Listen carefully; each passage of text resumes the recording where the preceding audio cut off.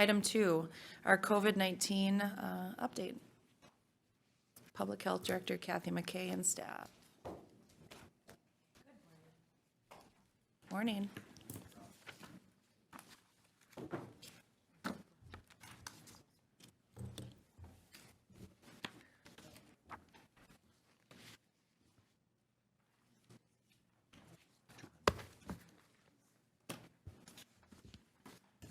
Thank you.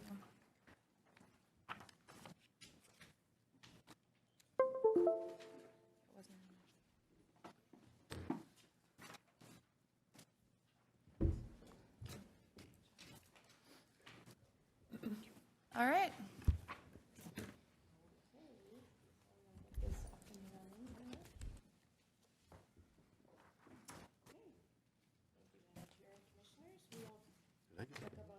Kathy, I think your mic is still off. Mic's off. Sorry about that. Thank Okay, you. thank you. Okay, well, we'll go through our active cases this week. So as you can see, did everybody get the handouts? I don't know if Commissioner Campbell has one. Yeah, I got Steve's. I'm good now. We're good. Another one. Okay, sorry about that. And then, did you get these out? Okay. Okay, sorry about the delay here. Active cases in Clay County, as you can see, they jumped up this week, January 10th. So they are 737 active cases. So we really jumped up from last week, in which they were 364. They also, in Minnesota, have increased with this Omicron variant kind of really, spreading quite rapidly. January 3rd, it was 33,147, and now we're seeing 46,809. You see also in Cass County, the numbers went really significantly higher than last week. So 474 last week, and they're up to 1,172 in Cass County. And you look at North Dakota, 1,629 throughout the whole state was in January 3rd, and now 3,860 across the state of North Dakota. So you can see that Cass is really kind of a hot spot for the numbers of active cases that we're seeing an increase. So active cases by age group, so we're still seeing the 20 to 24 age group being the highest number, and then the 25 to 29 and the 30 to 34. So those are the numbers of cases.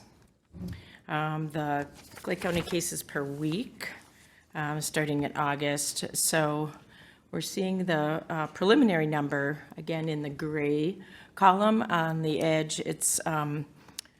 We're still reporting just the cases as we have them right now, the 464. And again, that increases as the numbers catch up. So this has been the highest number we've seen since November of 2020. So you can see it's really spiking up. Here's our Clay County cases per week starting back in March of 2020. So you can see the waves, and we're seeing again now the beginning of another increase that they're predicting. So some of them are saying it's like a tsunami coming in. So we're seeing really that number jump way up again. Cases have not been this high again since the fall of our 2020 surge. And then our cumulative cases by age, so our total cases, 13,931. And again, the cumulative age group that's been the highest is the 20 to 24. And then we're seeing the 30 to 34. So that's been consistent. And Becky? Good morning. So this is just the updated CDC graph on community level of transmission. Clay County continues to be at that high level, as well as the rest of Minnesota for this week, or for this past week. This graph shows Clay County deaths reported per week. So we did see one additional death reported since last board meeting. So our total deaths throughout the pandemic is at 114.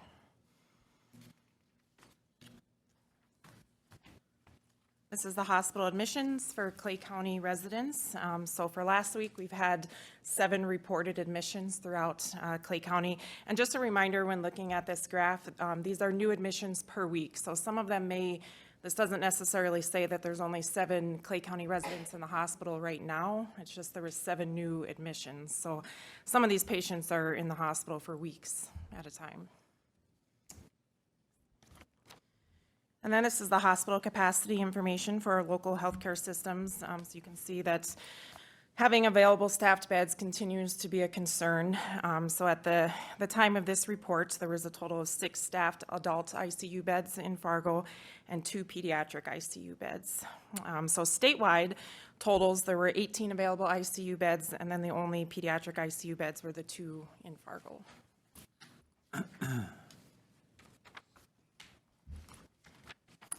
And this is COVID hospitalizations in North Dakota. So a total of 122 are currently hospitalized due to COVID, with 21 in the ICU. The middle graph is current hospitalized due to COVID by age. So we do have a few pediatric patients that are hospitalized. And then the graph on the right is cumulative numbers broken down by age. This is our updated graphic from the Sanford Healthcare System as of January 4th. So we continue to see the same trend week after week. The majority of hospitalized COVID patients are not vaccinated. So for this week, 46 of the 51 patients on ventilators due to COVID are not vaccinated. This is the vaccine breakthrough data that we get from the state health department. So on the left side was our cumulative percentages from last week. On the right side is our cumulative percentages for this week, so the most updated numbers that we have. Breakthrough cases are at 4.85%, so we are seeing an increase in those, as anticipated. Breakthrough hospitalizations at 0.172% and breakthrough deaths at 0.035%. So continuing to see very, very strong protection against severe illness with these vaccines. Jamie will talk about the vaccine data. Good morning. Okay, looking at our statewide vaccine data again, as of 1/6/2022 for those 5 and over, we have Minnesota has 68% of the population eligible for the vaccine that has completed the series, and then 72% have received just one of the vaccines.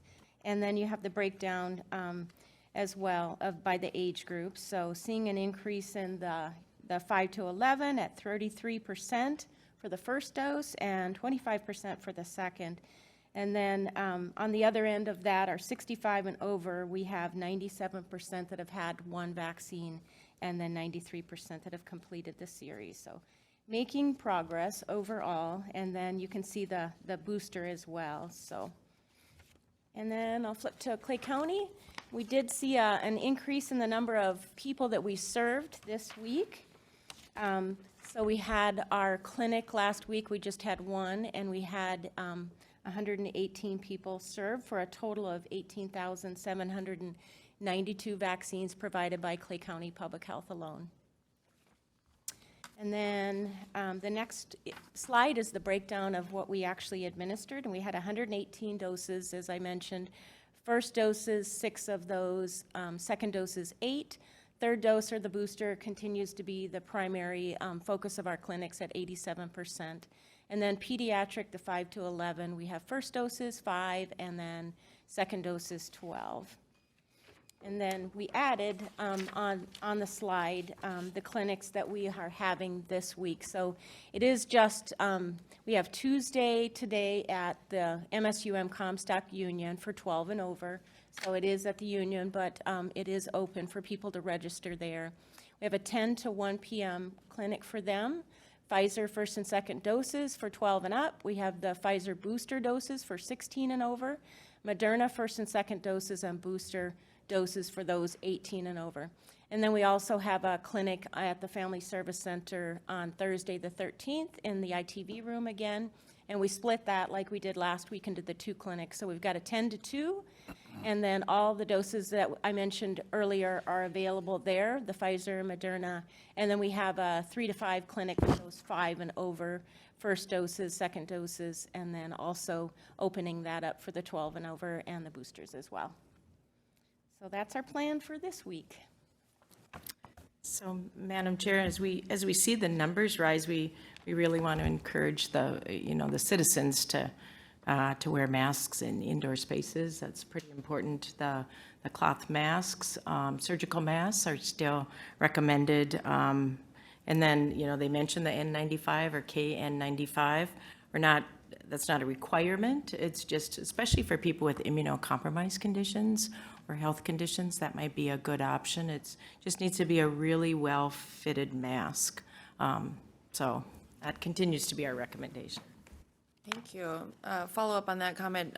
Before, there was some issues in terms of shortages for those N95 masks, specifically because those in the trades industry really needed that. So are we not seeing shortage in that availability for folks that need that? I will just say that we have not directly heard from healthcare providers, but the KN95s, there are stockpiles of KN95s that were ordered, which are not used by the healthcare professionals. The N95s are what they have to, according to the OSHA requirements, be fitted for. Gotcha. Thank you. All right, board questions. Kathy, if we can go back a little bit, maybe to the North Dakota hospitalization data. Typically what I think part of the conversations that we're all in weekly to make sure that we're helping to mitigate and in the best way possible. And I know that school boards are grappling with decisions on what to do. And I know that we are seeing huge increases.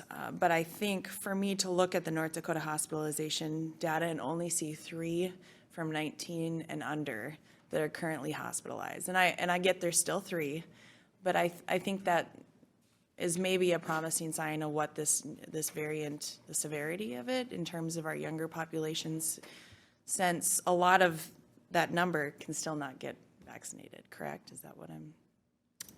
I would just add that the North Dakota hospitalization data is for North Dakota residents only. So in Fargo, our healthcare systems, they serve Minnesota, North Dakota, and South Dakota residents. So we're working on trying to be able to get a more complete picture, of the hospitalization. So just take that, into account when looking. And I appreciate the clarification. I know that, and I know that looking at that data has been tricky for us because we are a border city. So it's difficult for us to really get the whole picture. But I think I'm looking at, because that is North Dakota only, and I understand we serve Minnesota, but I think it's helpful to get a understanding of what we're seeing in terms of hospitalization rates for our younger citizens. And then just another clarification too, if you don't mind. So with the Omicron variant, it's just now recently become the predominant strain, and usually hospitalizations, we consider them a lagging indicator. So it would be probably 3 to 4 weeks before we would start to see an increase in hospitalizations if we are going to. So, questions? Commissioner Kaylee. So I know we just got rid of our campus-wide mask mandate for public spaces where we couldn't maintain social distance. But given this information, I wanted to bring it up again and see how you're feeling about that today, given these numbers. I went through as you were talking, and everything has doubled pretty much from last week's numbers that were reported. And it looks like we're heading towards, like you said, a tsunami, a giant spike. So is this something that we need to think about doing again? I would like to hear your opinion.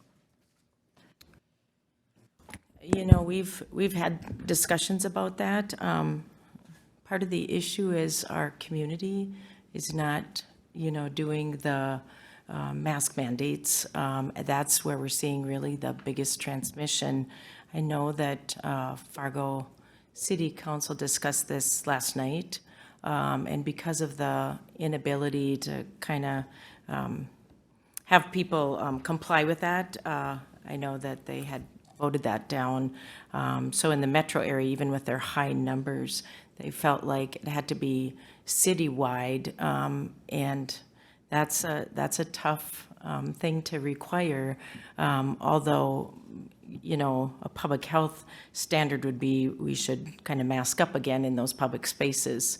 But that's a bigger ask, to ask all of the businesses and facilities to, you know, to implement masking again. I know many of them are doing employee masking, but as you go out into the gatherings, you're seeing a lot, you know, I'm not seeing big, massive amounts of people masking. So that's the challenge, is the spread out in the community more than we're seeing in our government centers. But, you know, it's a tough call. I just have to say, this board can make a decision about that. But, you know, masking is certainly strongly recommended. And for those that aren't vaccinated, we have on our signs that you know, they need to mask. Those that aren't vaccinated are really at high risk for severe illness and disease and death. So we really want the unvaccinated to, you know, take this very seriously. You need to mask up. We also want to push that we need to get the boosters out. That booster will really boost up the immunity from your primary series, especially if it's been a long time. Those are very, very important measures with this Omicron. So I'll ask Becky if she wants to add anything about that. I would just add that I think the next few weeks are going to be a very big challenge. And I think as public health, you know, we would promote a layered approach. Certainly getting your vaccines, practicing social distancing where you can, wearing a mask when you're in enclosed spaces with a lot of people. So that would be our recommendation. Thank you. Other questions? Want to talk a little bit about the Vault site? Yes, thank you. So our testing site, the Vault site in Clay County, as of December 26, tested a total of 1,806 people, and you'll see the positivity rate of 13.29. And also wanted to note that Kathy and I were working with testing yesterday, and we are hearing delays. We're hearing that they're pretty overwhelmed. We also had a request from the North Dakota side to slow down on Minnesota side, people coming over because they are so heavily being impacted because of our days that our vault is not open. So I want to reach out and also encourage people to order a test kit from the Minnesota Department of Health. It is also a link on our website. If you are staying home because you are having symptoms, you can order that test, and there's a pretty quick turnaround time to get that. So for those that have symptoms, please take advantage of that off the Minnesota Department of Health website for testing. And Madam Chair, just a quick note. I did reach out to the Minnesota Department of Health to see if they could increase the days and the times for the vault testing site, because they're closed 2 days, Friday and Saturday, and then they don't open right away. So we made that request because of the enormous number of people going in and getting tested. We've heard that people were turned away because they were so overwhelmed this weekend and yesterday. The answer to that was just not at this time. They're going to expand. I don't know if that was because of numbers of people that they can't find to work there, but we're going to continue to push because, as Jamie mentioned, the North Dakota testing site is reaching out to us because they're just seeing way too many Minnesota people, and they're overwhelmed. They don't have enough manpower as well. They're very strapped. They're open Monday through Fridays, but they really want to focus on their North Dakota residents. And so both testing sites were offering to both Minnesota and North Dakota, but now since Fargo is seeing more Minnesota people heading over there, it's difficult with the testing. So as Jamie said, we really want to encourage them to use the Vault testing site and the at-home tests, because Vault is not open every day of the week. And I appreciate you reaching out. That was something, as we all saw, Governor Walz was trying to expand opportunities for those testing sites, and having limited hours, I think, is cumbersome. Specifically, the 11 o'clock is kind of awkward, I think, because as businesses, larger businesses, are trying to move forward with what the OSHA mandate is, having an availability for a testing at an early time, I think, would be helpful. I also heard last week that there was shortages on the rapid test. It was moved to saliva only. Had you heard that as well? No, I did not. Did you? Not at the vault. I had some folks that had reached out to me Thursday, Friday that were trying to test before they left for the weekend, and there were not rapid tests available at that site.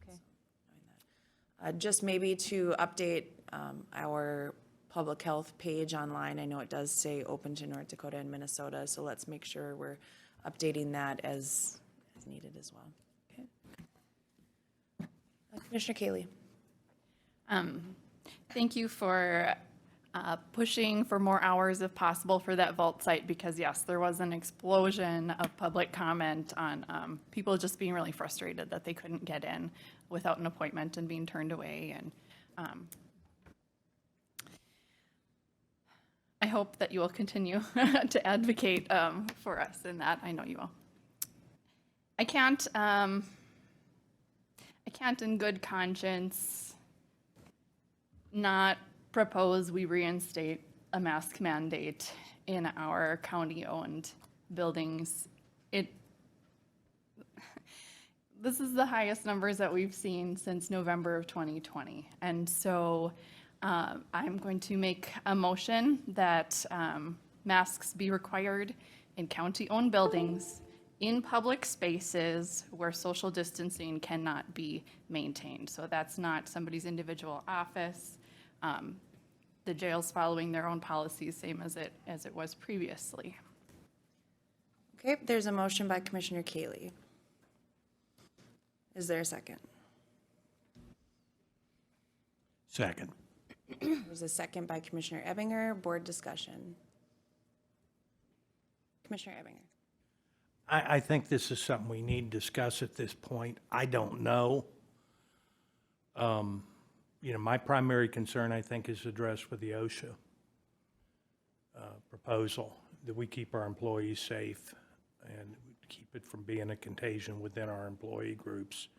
But I think we do need to discuss this, given these really concerning numbers. I mean, it's doubled in a week. And I hope we don't become complacent, or we just have some kind of fatigue where we go, well, it's Omicron, it's not as virulent, or it's not as deadly. And we at least discuss this and try and determine whether it's a course of action we want to take. Kathy, in terms of the tsunami, as we're preparing for, what are the discussions you're hearing about creating a field hospital in terms of a secondary location, similar to what we did with the Fargo Dome, to deal with the massive increases that we were anticipating at that point? We haven't heard anything at this time.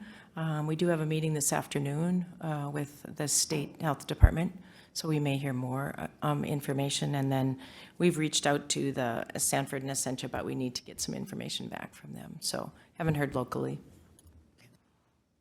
Other discussion? Maybe just to clarify for the public what that OSHA mandate is, we are working feverishly, I think, to put it lightly, to create a policy on what our compliance with that regulation will be. Currently, as it stands, we've asked for the vaccination status of all of our employees, effective, I think, yesterday or today, to have all of that. Folks that do not wish to do that or take part in that will be required to test weekly. Those folks will also be required, regardless of spacing or office space, to wear masks. And so at this point, I don't have the accurate number from what the response was, but we're seeing over a majority of staff have been vaccinated, correct? Madam Chair, Commissioners, of those that have responded, yes, a significant portion. I believe Darren may have the most updated information here shortly. And so we are communicating with those other staff to make sure that we're working with them to make sure that the requirement, but also what comes with that is the keeping people safe piece, will be followed as well.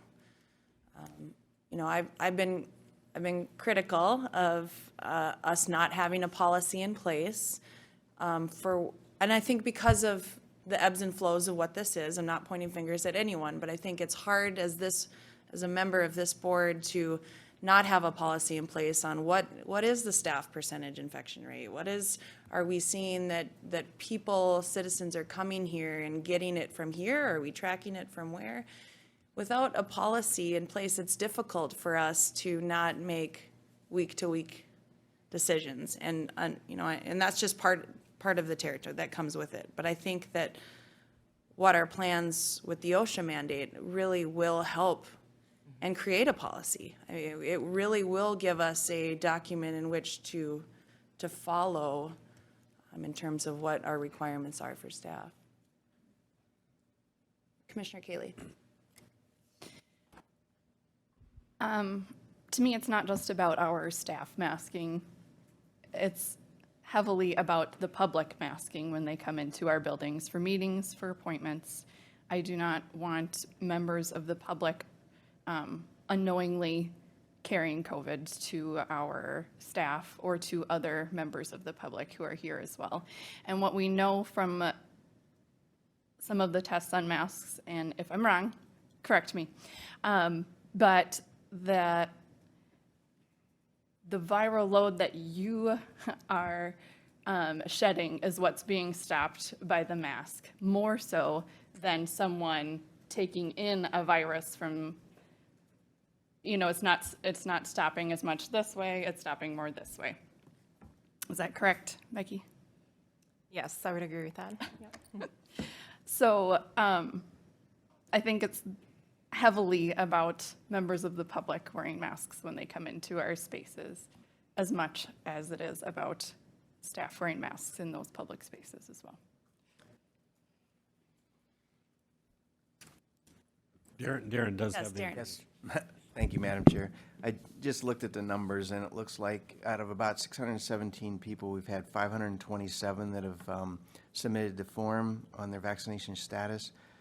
We have 448 which are fully vaccinated, 70 that are not vaccinated, and 9 that are partially vaccinated.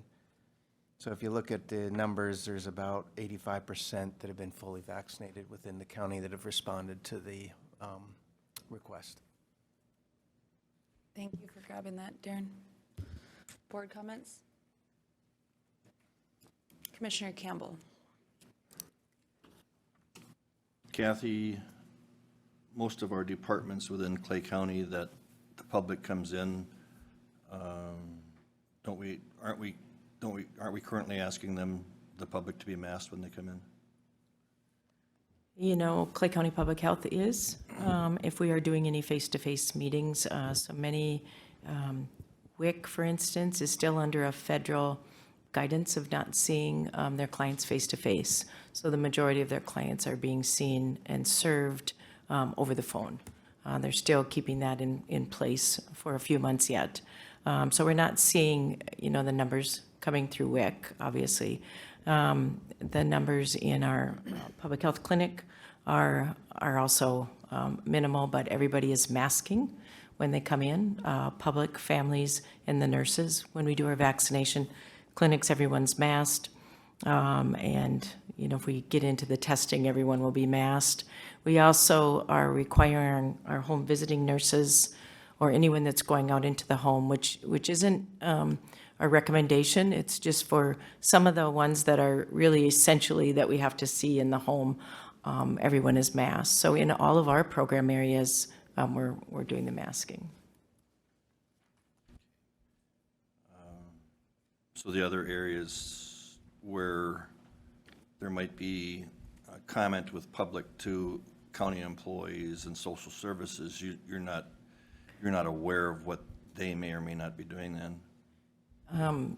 Yeah, Commissioner Campbell, Madam Chair, the social services are also following the masking. We've talked with the supervisor and the department head, and they are masking when they're doing face-to-face visits for those that can mask. Obviously some of the kids can't be masked yet, but they are masking when they're in meeting with the public in, It seems to me, Close from what quarters. I've heard, is that when folks make appointments to go to the Family Service Center for whatever business that they're doing, that during those conversations, they're asked to wear masks, especially if they haven't been vaccinated.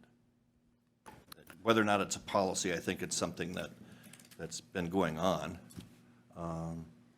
And if I can shift to the government center, have you been into the new government center, into the lobby area there? yes, it's been a little while, but I've been there. And would you say that with the work that we did in the design for that is, from a public standpoint coming in there, that our employees would be fairly protected based on the measures that we've taken? Yeah, if I can recall, there's the plexiglass in some of those areas that I think are, there's plexiglass in all the areas. it's probably in all, okay. I'm trying to recall. It's been a while since I try to avoid going over there because my boss is there, but, no, just kidding.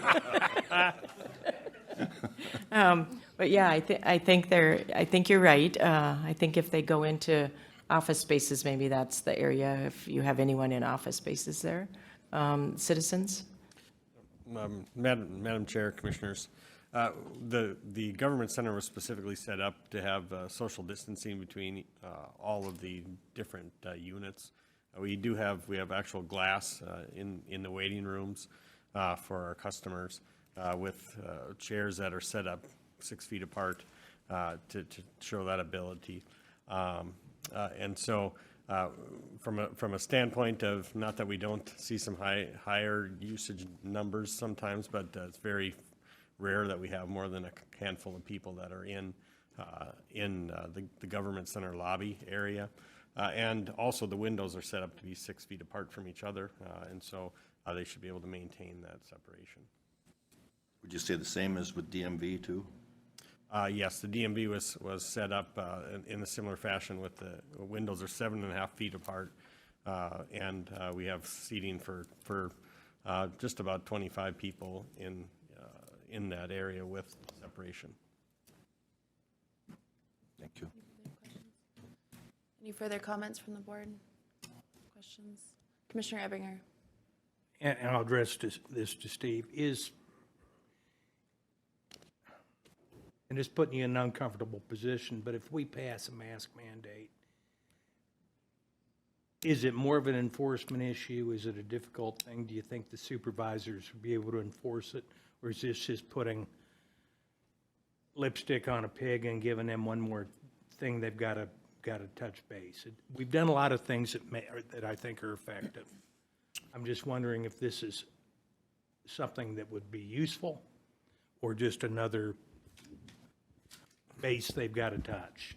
I think maybe one of the easiest way I can answer it is when this board decided to take the mask mandate off, I received little to no response from our employees requesting that we maintain a mask. I think the enforcement piece of a mask wearing, I think, has been a challenge throughout this. I think that the upcoming policy and OSHA policy will probably end up putting some teeth into that. But right now, in all honesty, we don't really have anything that would require or make hold responsible to our employees to do that. So That answered my question. Thanks. I know we need to move on. We have a couple of public or bid openings, but I think it's, from my perspective, for me to look at data weekly and see the data breakdown on vaccinated versus unvaccinated, I think speaks loudest to me personally. And so I think my personal energy is going to be to encourage our vaccine clinics, our public health workers to continue to spread that message. I don't want it to get overshadowed by if a person received or got a mask or not had a mask. I think it's really important that we help the public know that there are vaccine clinic opportunities, there's availability for testing, and I think that in a time when you've done so much, you have done so much to educate the public, there comes a time when you need to realize where is our effort best. And for me as a commissioner, it was making sure that we had barriers in place to keep our staff as safe as possible, to have plexiglass, to have offices where people aren't sharing closets, to have space for the public to distance if they need to. We also have the ability for folks to get almost everything online. Almost all of our departments are offering that online. And so that's where I stand. Any other comments? Commissioner Kaylee. Final question from me. I'm wondering about the use of the meeting rooms in the Family Service Center. How frequently are those used? How many people are using those rooms at the same time? I know I'm sure we've all been in meetings in room 4 when there's been, standing room only, or, we're packed to the gills in there. And sometimes there's 6 people in there. So I'm just wondering what the public meeting spaces situation is like currently. I can't answer that. Joe, I don't know if you can. Yeah, the rooms do get used daily and booked daily, so they're being used a lot, so I don't think there's any kind of barriers, but we do have those plexiglass things you can grab and put in front if we need to, so there are those available at Family Service Center, but that's what I know anyways. All of the, Madam Chair, all of the meetings that Public Health has are all remote still. We rarely do face-to-face, except if it's a small group and we're able to distance. So I'm not sure what others are using the rooms in the Family Service Center building. I think maybe if there is concerns from folks that are reserving that, Joe, make sure, and we did purchase with CARES Act dollars a cart to allow those meetings to happen remotely, and we did purchase a substantial amount of laptops so that employees can call in and participate remotely as well. That's a question. Do you have a follow-up? Okay, Colleen, can I have a roll call, please? Commissioner Epinger, Nay. Commissioner Campbell, Nay. Commissioner Mojo, Nay. Commissioner Gross, Commissioner Kaylee. Yes. All right, the motion fails. Thank you so much for your work. We really appreciate it.